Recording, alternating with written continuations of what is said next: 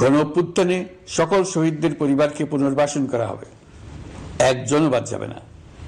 সকল আহত শিক্ষার্থী, শ্রমিক, জনতার চিকিৎসার সম্পূর্ণ ব্যয় সরকার বহন করবে।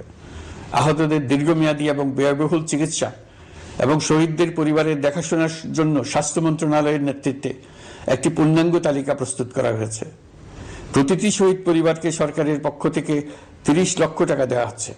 যারা বুলেটের আঘাতে তাদের দৃষ্টিশক্তি হারিয়েছেন তাদের চিকিৎসার জন্য নেপাল থেকে কর্নিয়া আনার ব্যবস্থা করা হয়েছে এবং যাদের প্রয়োজন তাদেরকে সরকারের পক্ষ থেকে বিদেশে চিকিৎসার জন্য পাঠানো হচ্ছে। জুলাই অভ্যুত্থানের কোনো শহীদ এবং আহত ছাত্র, শ্রমিক চিকিৎসা সেবা এবং পুনর্বাসন পরিকল্পনা থেকে বাদ যাবে না। এটি অন্তর্বর্তীকালীন সরকারের অঙ্গীকার।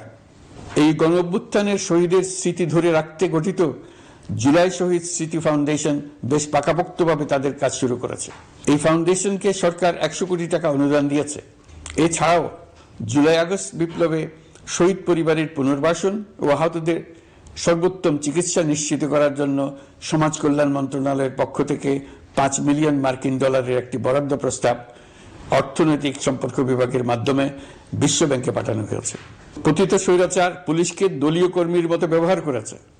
বাধ্য হয়ে তাদের অনেকেই গণহত্যায় অংশ নিয়েছেন। খুবই স্বাভাবিক প্রতিক্রিয়া হিসেবে তারা জনরোষের শিকার হয়েছেন। এতে তাদের মনোবল অনেক কমে যায়। আমরা পুলিশের মনোবল ফিরিয়ে এনে তাদের আবার আইন শৃঙ্খলা রক্ষার কাজে লাগানোর চেষ্টা করছি। এক্ষেত্রে অনেক দৃশ্যমান উন্নতিও হয়েছে। আইন শৃঙ্খলা রক্ষায় বাংলাদেশ সেনাবাহিনীকেও কিছু নির্বাহী ক্ষমতা দেওয়া হয়েছে, যা পরিস্থিতির দৃশ্যমান উন্নতিতে সহায়তা করেছে। আমি আপনাদের সবাইকে ধন্যবাদ জানাই। কঠিন এই সময়ে আপনারা সবাই অপরিসীম ধৈর্যের পরিচয় দিয়েছেন। ধন্যবাদ জানাই দেশের রাজনৈতিক দলের নেতৃবৃন্দকে। তারা তাদের কর্মীদের শান্ত থাকার আহ্বান জানিয়েছেন। প্রতিশোধ স্পৃহায় লিপ্ত হয়ে কেউ যাতে হানাহানিতে জড়িয়ে না পড়ে সেই আহ্বান জানিয়েছেন। আপনাদের সবাই এই আহ্বানে সাড়া দিয়েছেন।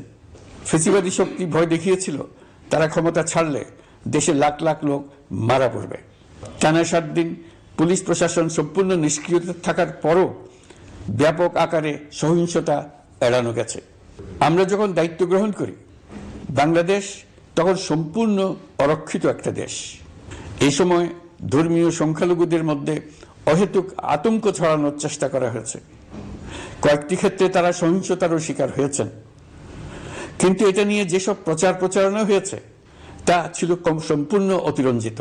অল্প যে সমস্ত সহিংসতার ঘটনা ঘটেছে তার মূল কারণ ছিল রাজনৈতিক। কিন্তু এইসব ঘটনাকে ধর্মীয় আবরণ দিয়ে বাংলাদেশকে নতুন করে অস্থিতিশীল করে তোলার চেষ্টা করা হয়েছে। আপনাদের সবার সহযোগিতায় আমরা দৃঢ়ভাবে এই পরিস্থিতি সামাল দিয়েছি। আমাদের দায়িত্ব গ্রহণের 2 মাসের মাথায় দেশের দুর্গাপূজা উদযাপিত হয়েছে প্রায় 32,000 পূজা মণ্ডপে। দুর্গাপূজা উপলক্ষে নির্বাহী আদেশে একদিন অতিরিক্ত ছুটি ঘোষণা করা হয়, যা উৎসবের আমেজকে অনেক গুণ বাড়িয়ে দেয়। দুর্গাপূজাকে ঘিরে আমরা ব্যাপক নিরাপত্তা প্রস্তুতি নিই, যার ফলে দেশের হিন্দু সম্প্রদায় নির্বিঘ্নে তাদের উৎসব পালন করেছে। কি boss, vital match, tough opponent, tension? Come on bro, অপোনেন্টকে নিয়ে ভাবার সময় আছে।